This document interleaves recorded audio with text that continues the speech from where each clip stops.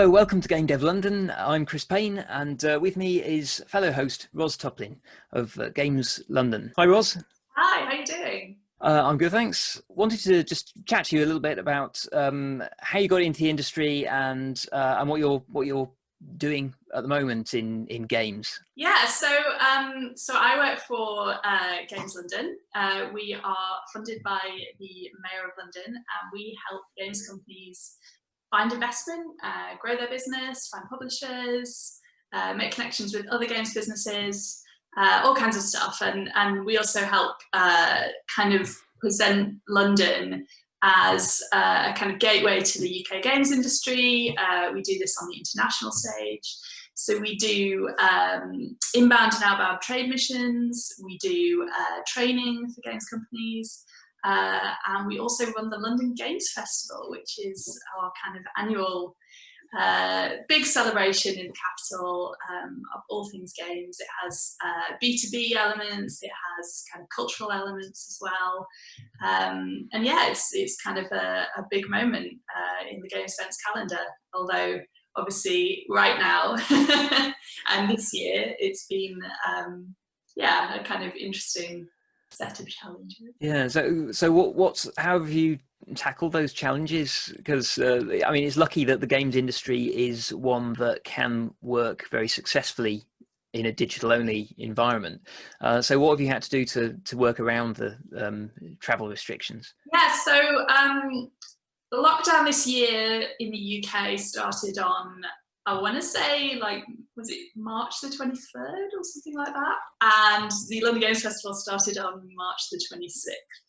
So we've had a really interesting year because basically, I mean, you know, obviously we knew prior to the 23rd that it wasn't going to be possible to run the festival in the usual way. So normally the festival runs across a number of days. You know, it can be up to 2 weeks long, and it takes place across a number of venues as well. And there are some outdoor elements, some indoor elements, but basically, you know, we kind of got to the point where we knew that it would not be possible, and that participants would not be comfortable doing the festival in the usual way. So we had to kind of take it all online, and we felt a little bit like we were kind of the first to the chopping block in that respect, because I mean, obviously a number of events early in the year cancelled or postponed, but we were, you know, straight in at lockdown, having to kind of run a digital event. So we moved it all online, and we have started that process already, and we had to kind of innovate a little bit, and we were really pleased that the industry were really here for us, and we're very sympathetic, and we're still keen to do business. So our B2B element was able to run as a kind of video-based interactions between games companies and potential investors and partners. But we also did things like we usually have a cosplay parade through the streets of London, where people could, you know, come dressed in their favourite video game cosplay. And it's always, you know, a fantastically fun event. It was a real shame to know that it wasn't going to be going ahead in the normal way. Yeah. So we kind of did it on Twitter and said to people, hey, just take a picture of yourself in your favourite costumes and share with a hashtag, and we'll share, you know, what you've been up to.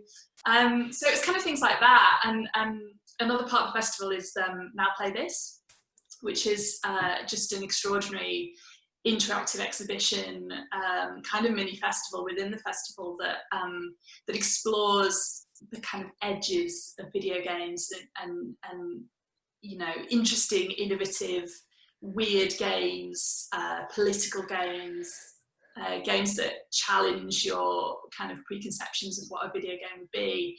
And obviously they're used to thinking outside the box all the time, so they were able to come up with just amazing, bizarre online content and unusual online content. So yeah, it was just a kind of, it was a case of reacting to the situation, and then we were, after the festival was finished, we were able to think about the rest of the stuff we do throughout the year. So, you know, normally take a trade mission to Helsinki, and we normally bring investors to the UK on kind of delegations where we take investors to meet games companies and visit studios.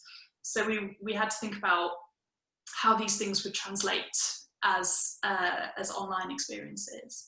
And some of the things we do, they simply don't. You know, there's no kind of recreation of some of the things we do. But there have been ways that we've been able to make connections for people, and to showcase interesting games and interesting new ideas in the game space. And we have more to come. You know, for the rest of the year, there will be more content coming, and we hope it won't be dry or, you know, kind of samey, because obviously everyone rushed in to kind of make alternatives in the event space, and you know, there's a danger of kind of fatigue. There's always a danger of fatigue in games events. There's always a danger that people will feel there are too many events that do the same thing and bring the same people, and you know, it's all too similar. So you know, the kind of event side of the industry has had to be thinking about what kind of new stuff can we do that's a bit different. So yeah. An interesting year, but we've been able to do stuff, and we've been really impressed with the resilience of the games industry. What was the feedback like from developers and publishers from the online events? Did they find it was easy to adapt? Yeah, I think they were really happy. I think, you know, ultimately it's about communication and communicating an idea and coming to an agreement and building a rapport. Particularly, you know, in terms of investment, rapport is really important, and relationship building. You know, if you find the investor that's right for you, then you have to know that they are passionate about the things you are passionate about. You have to click with them on a personal level, and I think, you know, it is possible to build a rapport digitally. I think it is possible to have your follow-up meetings and start to build that relationship and start to make those negotiations. I think as an industry, we are well suited for these circumstances. We have been kind of leading the way for a while on some of the things that make this new kind of way of working. You know, we've kind of already been doing the remote working stuff. We've kind of already had to be flexible in ways that have been really helpful. And, you know, we spend a lot of time working with the film industry at Games London, because we are a joint project between UKI, the trade body for games, and Film London, who are the screen agency here in London. So we work with people in television and in film who are always interested in what games are doing. You know, in terms of the content of the games as well, but you know, they're also interested in how we work, and they've kind of been interested to see what we've done, and maybe even take some cues from some of the things we've had to do.